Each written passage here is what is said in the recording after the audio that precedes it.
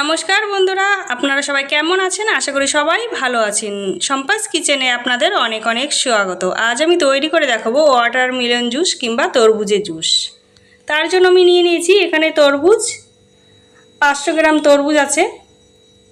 তরমুজটাকে আমি ভালো করে কেটে নেব।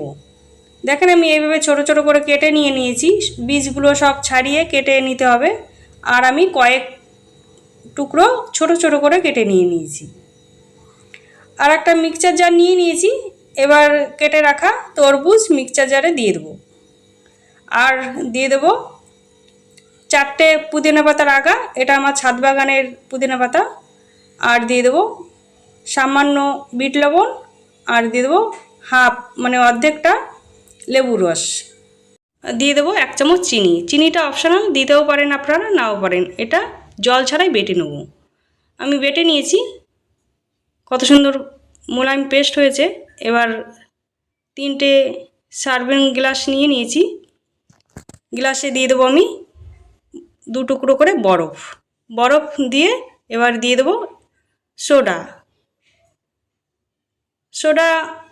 একটু একটু করে দিতে হবে। সোডাটা দিলে বেশ জুসটা ভালো লাগে খেতে। এবার ফাইনালি দিয়ে দেবো তরমুজের জুসটা।